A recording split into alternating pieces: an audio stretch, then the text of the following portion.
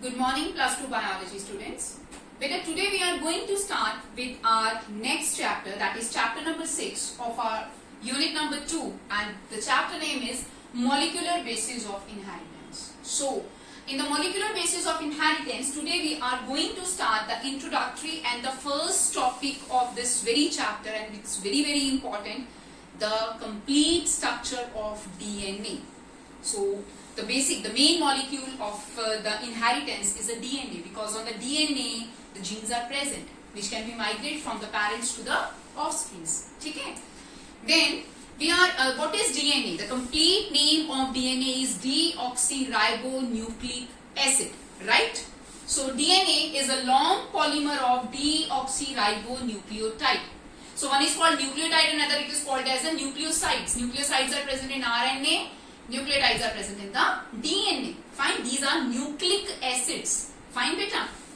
It is negatively charged. DNA is always negatively charged. हमें कैसे पता चलता है? When we are put into the gel electrophoresis mechanism, DNA start moving from positive terminal towards the negative terminal, and just because of the presence of the phosphate inside DNA is always negatively charged. Keep in mind. It contains pentose, इसके पास एक phosphate molecule है, एक sugar molecule होता है और एक बेटा nitrogen base होता है इसके एक एंड पे. तो it contains pentose, sugar, fine, and 4 nitrogen bases are there. The nitrogen bases are 4, purine and pyrimidines, adenine, thymine, guanine, cytosine. इनमें से एडेनाइन एंड गुआनाइन प्यूरीन है, pyrimidine में थायामाइन एंड साइटोसाइन आते हैं. तो नाइट्रोजन बेसेस 2 तरह के होते हैं जी, प्यूरीन एंड pyrimidine या pyrimidines. फाइन. तो इनमें चारों प्रेजेंट है. प्यूरीन है जी A and G, and pyrimidine है जी T and C. So very important, it's double helical structure, means the 2 strands of DNA, they are attached together and they are to be found in a spiral coiled like structure, and this structure is being firstly given by Watson and Crick in the era of 1953, and for this very work of them in 1962 they are to be honored by the Nobel Prize. Fine, beta. So DNA strands, ये देखिए, this is the called double helical structure of DNA. 2 Ng strand और spirally coiled है. ये सारा structure double helical structure है. Watson and Crick ने हमें इसके बारे में बताया. They are antiparallel. Anti parallel का मतलब है एक स्ट्रैंड अगर 3 प्राइम एंड से शुरू होता है तो खत्म होता है 5 प्राइम एंड पे, और अगला स्ट्रैंड जो 5 प्राइम एंड से शुरू होता है तो 3 प्राइम एंड पे खत्म होता है. तो opposite end parallel, anti parallel end है. पॉजिटिव नेगेटिव स्ट्रैंड हम कह सकते हैं. फाइन.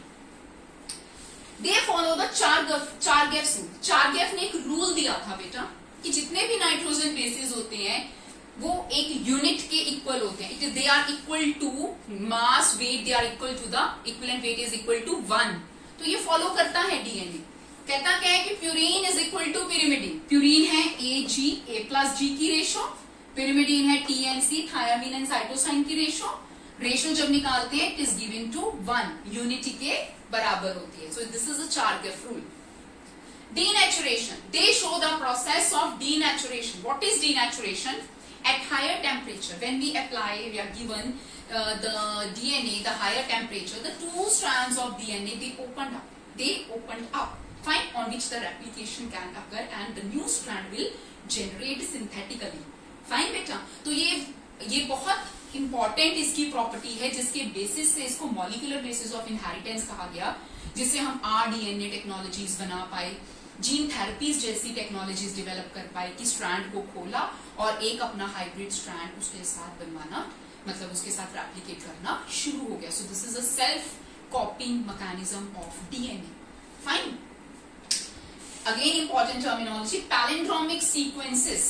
अब sequences of the nucleotides they are seen from both the ends. मतलब इनमें DNA की होल लेंथ में पैलिंड्रोमिक सीक्वेंसेस प्रेजेंट होते हैं। मतलब सीक्वेंसेस क्या है, उन सीक्वेंसेस को, न्यूक्लियोटाइड सीक्वेंस को आप 3 प्राइम एंड से 5 प्राइम एंड की तरफ पढ़िए या 5 प्राइम एंड से 3 प्राइम एंड की तरफ पढ़िए, एक जैसे ही है।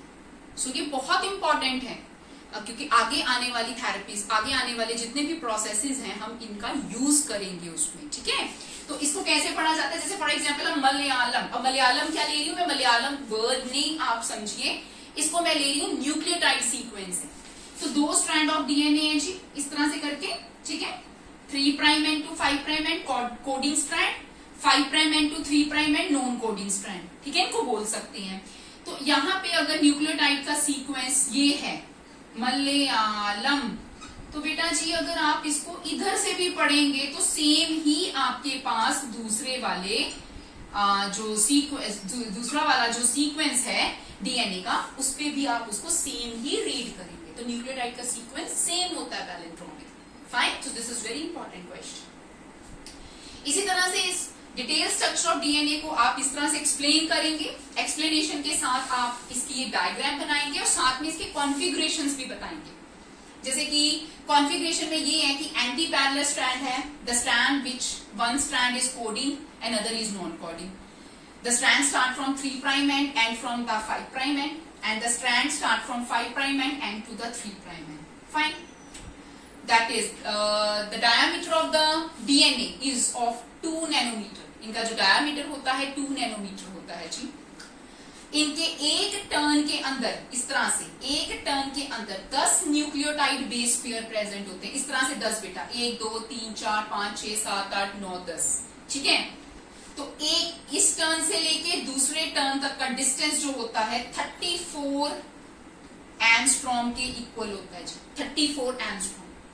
और 2 न्यूक्लियो बेस पेयर के बीच का जो डिस्टेंस है, जैसे इन दोनों के बीच का जो डिस्टेंस है वो कितना हो गया 3.4, डिवाइड कर दो जी इसको 10 के ऊपर, तो 3.4 एंगस्ट्रॉम के इक्वल होता है। इसमें एक मेजर ग्रूव और एक माइनर ग्रूव होता है। मेजर, ये देखिए यहां तक एक मेजर ग्रूव है, ये इनका एक माइनर ग्रूव है।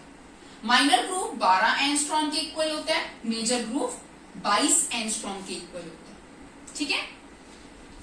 डीएनए बना किस चीज का होता है, डीएनए न्यूक्लियोटाइड का बना हुआ है। न्यूक्लियोटाइड में 3 चीजें प्रेजेंट है जी, न्यूक्लियोटाइड में 3 चीजें प्रेजेंट होती हैं, ठीक है।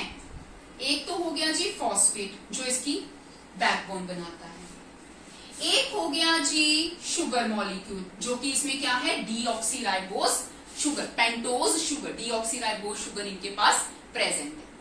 और इनके पास क्या होते हैं नाइट्रोजन बेसिस। नाइट्रोजन बेसिस आपको मैंने पहले ही बताया कि 2 में डिवाइड होते हैं, प्यूरीन एंड पिरिमिडिन। प्यूरीन जो है A एंड G होते हैं और पिरिमिडिन जो होते हैं T एंड C होते हैं।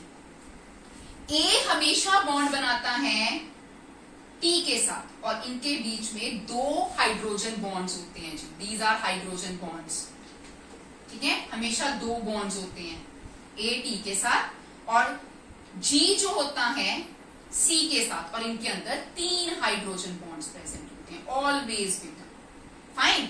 A bond with T and G bond with C. G and C possessing 3 hydrogen bonds, A and T is possessing 2 hydrogen bonds. So this is all about the configuration of DNA structure. Okay. So if the question is to be arised in the board exam, it may be of the 5 marks question. Give a detailed structure of double helical model of DNA. तो उसमें आप ये double helical model बनाएंगे, ये model दिखाएंगे और इसको सारा एक्सप्लेन करेंगे, कॉन्फ़िगरेशन भी एक्सप्लेन करेंगे। And sometime 1 mark and 2 mark question may arise. What do you understand by denaturation? What is Chargaff's rule? What is palindromic sequence? Give example. What are anti-parallel strands of DNA meant for? What are the nitrogen bases which are present in DNA? Fine. तो इस तरह की चीजें आपके पास आ सकती हैं छोटे 2 marks question के अंदर। So you just take the complete this screenshot of the board and make out the beautiful notes about structure of the DNA with all the important definitions involved in it, and draw the beautiful diagrams of these 2 structures also. And if you have any kind of the query, please just share, subscribe and like my YouTube channel and put your queries into the comment section. Thank you so much, बच्चे.